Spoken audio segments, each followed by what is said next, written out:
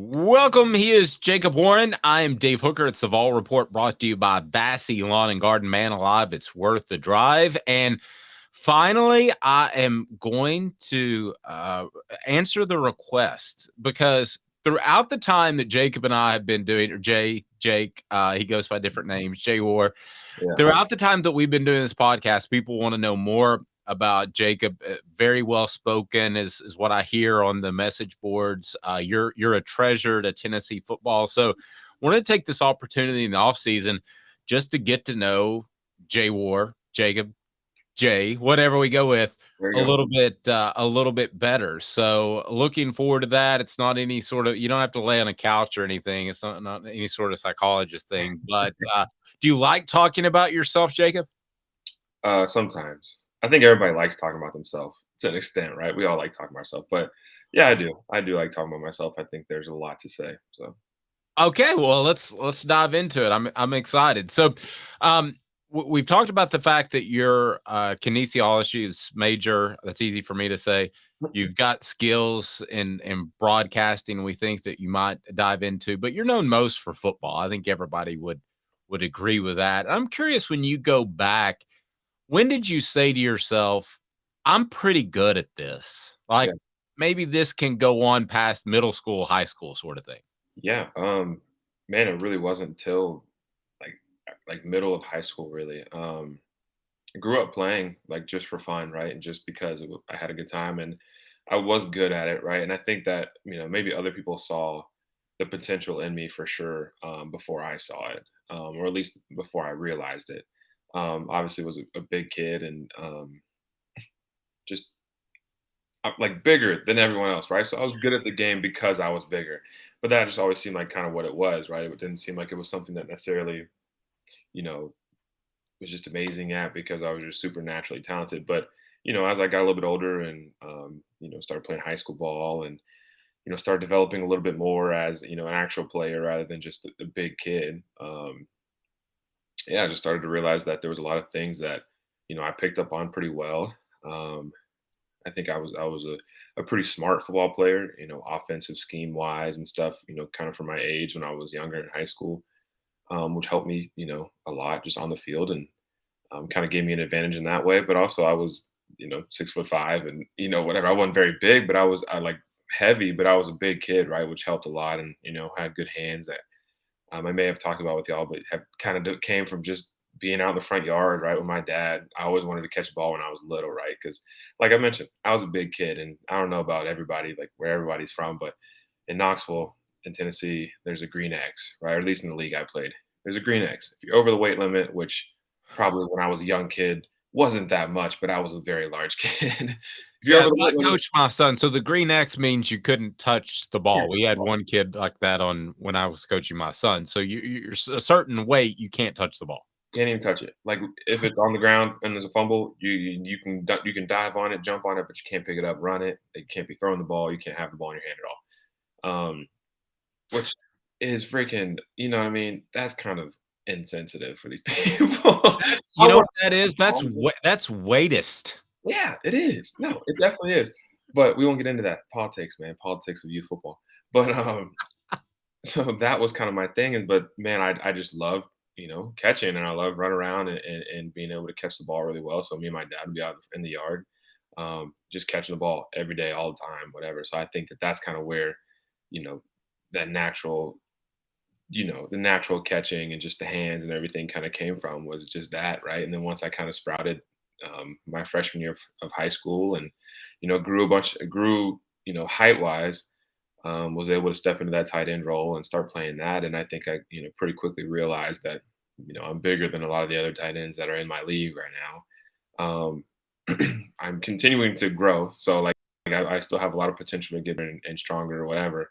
Um, but yeah, I don't know. Middle of high school, I would say, is when I kind of started realizing, like, yeah, I'm better than a lot of the other people around here. So like, maybe I could start doing this, and then obviously just kept going. Had a great junior year. We won state championship, and then it kind of really became real at that point. Whenever I started, getting looks from colleges, right, and people, college coaches coming into the school and me being like, I don't know what they're here for. Like they're here for me. Like I had no clue, right? Like, oh, why is that coach from wherever here? I don't know. And then he's like, next thing you know, I'm getting a call down to the office or something like, hey, they want to talk to you. I was like, oh wow, that's awesome. So um, kind of realized it late, but am very happy that obviously everything worked out the way it did. And just a lot of people say, like, I'm 5'11" and a half, so I say I'm 6 foot. Right. And a lot of people are 6'3" or 6'4", and they say I'm 6'5". I don't know Mhm. why that's the rounding number. Jacob is a legit 6'5". I've stood next to him. I wouldn't be surprised if you were 6'6". Yeah, yeah, So, no, for sure. It's up there. It's all the same. yeah, It's up there though, really, honestly. I mean, you're legit 6'5". But I wonder with your dad and your uncle playing, was there was there any pressure? Did you I'm sure your dad didn't pressure you to play, but did you feel any internal pressure because it kinda ran in the family genes, so to speak? For sure, yeah. I mean, it definitely is a family thing, right? Like everyone in my family enjoys watching or being a part of or whatever. But no, man, I appreciate my parents and my dad, and just because throughout my life, even when I was a young kid, right, it was never, you know, it was a choice, right? It was a choice. I decided I wanted to play. If I decided I didn't want to play, I didn't have to play. But if I decided that I was going to play, I was going to play. That I wasn't going to quit. And I wasn't going to stop playing in the middle of the season because I didn't want to play anymore. Like it was one of those things that it was truthfully my decision and my choice, and something that I wanted to do. And yeah, it kind of took a lot of that pressure off. And it was like anytime that I was feeling bad about it or I didn't want to go to practice, it was like, dude, man, you choose to do it, right? Like you're the one that decided you wanted to do it, so you're gonna have to go. Um, but yeah, then obviously as I got older, got better, um, all these opportunities kind of fall in my lap, and it's now this whole idea of is there more pressure now to go to Tennessee because my dad, um, you know, all these things, throughout my whole life, they've been very just supportive and saying, look, man, like this is your life. Like if you want to make that decision, then you make that decision and you live with it. But if you don't, then that's cool. And that's been very nice to have that support. Do you remember being referred to as, "Hey, let's look out for him, that's James's kid"? Okay, so my dad, like my dad, my dad knows just about everybody. And I think it's hilarious because like I'll just be walking around in a store or something, like say I'm at Walmart and I'll be walking around and somebody will be like staring at me or like looking at me, which happens, relatively frequently. You never really know why they're looking. It could just be because I'm tall, and they could be like, "Oh wow, that guy's really tall. Like I've never seen someone that tall," or it could be, "Hey, Me that guy, go Yeah, for with it." me, it's usually because 'cause I'm really good looking. For sure, yeah. I mean, either that or I'm really good looking. What, so, like you never know, right? It could be because they know who I am from football. It could be because they know who I am from Farragut. But it always cracks me up, and it never fails, man. It's one probably like once a month, man, where I'm walking around a store, and it's like, "Hey, you're James's son, right?" I'm like, "No, I'm Jacob." But yeah, I am James. I am James's son. I think it's hilarious that you know him. And like they're like, "Oh man, he's the best, man. He sold us a car, last month or last year or whatever." Um, yeah, man, I think that it's cool that he's very well recognized in the same way as me of being very personable and very, just very likable guy. Yeah, very likable, great guy, and, but I wanna share with you what he told me, about the gifts that God gave you, and I don't think I've ever told you this. Mhm. The Ball Report is brought to you by Fassy Lawn and Garden, man alive, it's worth the drive, industrial mowers, commercial mowers, residential mowers, they're all right there at Vassy Lawn and Garden, and they've got the buying power to save you money if you're restocking your fleet or starting a new business. So whether it's Knoxville, Nashville, or Chattanooga, they're in Cleveland, Tennessee, Vassy Lawn and Garden, man alive. It's worth the drive. So I went to meet your dad, and at one point because he works at Harper's there in Knoxville, and I had to go see my stepdad who works there. So, but anyway, I want to say hello to your dad. We just started working together, you and me, and he said, "Yep, he gets all his brains from his mom." Is that his go-to line? He loves that one, man. He loves that one. He uses that one every time, dude. Anytime we talk about school or whatever, I don't like to brag or whatever, but if I'm talking to one of his coworkers, or I'll walk in there every once in a while and just say hey to him when I'm in town and when I'm around the dealership, and he'll be selling a car. And he'll be like, "Yeah, man," or I'll tell the client about the fact that I just graduated or whatever, my master's. He's like, "You didn't get none of that from me." I'm like, "Well, all right, dude, come on, don't." Yeah, maybe. I don't know, but no, yeah, man, he loves it, man. He's a great dude. Always trying to, joke around and have fun. So Yeah, seemed pretty smart to me. But your mom actually, it was obviously part of the family, and she's yeah. raising you during this time where everybody's questioning the safety of football. And I can tell you that my mom, when my son played football, my mom thought I was crazy for Mhm. having him play football. And I wonder, moms are different. Did you get any pushback about wanting to pursue the kind of the family profession at all from her? No, not at all, man. I think we played, at least I played a lot of contact sports growing up. I played lacrosse, which was way more violent and more contact than most people think.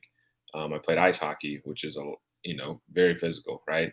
Obviously, played football my whole life, and just growing up, she was obviously nervous when I played games, nervous when I had practices and stuff about, just my safety, just because, and she still is today. Like I'm sure she always talks about how she's a nervous wreck anytime she sees me on the field now and thinks that maybe I might be hurt in some way, or if I come running off the field, in the middle of a drive and she's sitting over there worried about it. And, I try to I try to just, calm her nerves or whatever by making sure that she sees I'm okay, by going back out, or by looking over there and being like I'm good or whatever. But no, man, she's never been, at least has never expressed to me that she had an issue with it. And I think that's really how she feels. I think that she knows that that's something that I really enjoy, and something that I'm good at, and something that has just blessed me and even my family a lot. And so she's more than happy, more than supportive of me playing. And that's a decision I'll have to make one day when I'm having kids, right? It's like, okay, do I really want them to be going through the things that I went through, and feeling the things that I feel, and putting themselves in harm's way and all this stuff? But um, a conversation I'll have to have down the road a little while, not no time soon. I can't remember which game it was, but you were a little slow to get up, and, my wife and I were, like, on the edge of our seats. "That's Jacob," and Mhm. I can't imagine what goes through your mind because I think you said they actually told you to stay down at one Yeah. point? I mean, that's the thing. Like it's very common, right? If you're hurt, like you just stay on the field, right? Just like lay there, make sure you're okay, and that's pretty across the board. Like don't get up, right? Just like it's okay. You can lay there, and the trainers will come and they will kind of diagnose everything, make sure everything's okay. But like, and for some reasons, in the moment, I was like, I'm not laying on the field. I'm gonna get up and I'm gonna try to walk off the field. But yeah, everyone kind of knew that I was kind of banged up or whatever it may be. I don't even really remember the situation you're talking about, but there's a few of them that pop up in my head that I've been like, okay, like whatever. I can either just like get up, or people are gonna know I'm hurt, right? That's the one thing I don't like, is just because like I don't want my aunts and my uncles and my grandparents sitting there, worried to death about what's going on. Obviously, at the end of the day, it's like they'll find out whether I'm okay or not eventually. But I don't want all the people that care about me, like you and your wife, and then like all these people that support me. I don't want them sitting there, worried about me or being stressed about me, because at the end of the day, like I'm fine, right? Like I'll be all right. But yeah, I don't know. That's just kind of part of it, I guess. How quickly does she, in particular, come to your mind of you thinking, "I'm gonna stay down, but I'm okay"? Yeah. Yeah, and, like, there's usually, like, I don't know, you can find a way, right? And that's what I meant by, like, so usually if I something happens where, like I said, I'll come off, or, I'll kinda be limping or something, and I'll go off the field and I'll come back on, I'll make sure that I look over and just be like, "Hey, like, I'm good." And like, whatever, I'll nod at them, or I'll, like, sign at them or something, or I'll just wave or give them a thumbs up or whatever, just so that they kinda can ease their nerves and their tension about it. So, you mentioned those other sports. If you weren't a football player, Yeah. what sport would you be playing? Or would you be playing sports? Dude, when I was young, I thought I was gonna be a professional hockey player, for real. I thought I was gonna be a Wow. goalie. Yeah, I really wanted to, because my one of my best friends when I was younger, he played hockey. He's from Buffalo, New York, and um, so they came down here, and I met him and like got along with him really well. And so he would, teach me some stuff out on the driveway or whatever. Like we're playing roller hockey and stuff. And I was like, I want to start playing ice hockey for real, like with him. And yeah, man, got dove super hard into it. And that's how it was when I was a kid, man. If I was about something, I was about it, and like I was all about it. And yeah, got really into hockey. I played goalie. I was a goaltender, so Obviously, being a large kid, that kind of helped a lot, right? I was, 10 years old, taking up pretty much the whole net, which is cool. But Wait, so you'd be a goaltender? Because I was imagining with the skates on like a 6'9" Eric Lindros. or like Zdeno Chara or something. That man, Yeah. yeah, he was dope because he's what? Probably he's like probably 6'6". He's probably about my size. Zdeno Chara is, and he played defense, whatever, and just I'm pretty sure watching like the sports science or something, he would hit the puck like 104 miles an hour or something crazy like that. And I'm just like, see, that's what made me not want to play goalie. Is because you got to play people like that are hitting the puck 100 miles an hour. Like I'm not dealing with that. Like I can't do that. So maybe that's another reason why I got pretty decent hand eye right now is just because of playing goalie when I was a little kid as playing hockey is being able to react and see the puck and all this stuff. So yeah, probably play hockey or man, I don't even know. Like I told you, man, I was super big into just a lot of different things. So there's no telling what I thought I wanted to be when I was younger. Going back on another topic, you had the big X where you couldn't touch the ball Mhm. because you were too big. When were you actually able to be a part of the offensive game plan, and what was that like? Um, so eighth grade, when you ever start playing like middle school ball, and it's no longer sanctioned by uh, CBFO, is the whatever Cedar Bluff Football Association or something. What's a word that starts with O? Whatever. Uh, let's go office. Sure. Office. Um, Organization. Organization, that's it. Organization, sorry, it took me that long. But no, yeah, once it became not sanctioned by them anymore, it was sanctioned by, like, something else. We were able to remove the green X. There was no green X rule anymore, so pretty much anybody could touch ball, and that's when I made that move to tight end. That was also when I started growing a lot, vertically. So started growing a lot and started kinda learning more about the tight end position, but even as a young kid, like, no high school teams really have like a tight ends coach, right? That's what's kind of weird is that, That's a good point. generally speaking, you're with the O line coach or the wide receivers coach, or half and half. You're kind of splitting it up. Um, but luckily, like in high school, for some reason, our one of our offensive coaches, who was well, he coached pretty much everything in the time that I was there, but like kind of just took over the tight ends, and there was like three or four of us, and every single day he would take us for like our indie or individual work, like the time whenever each position splits up and practices their own different things.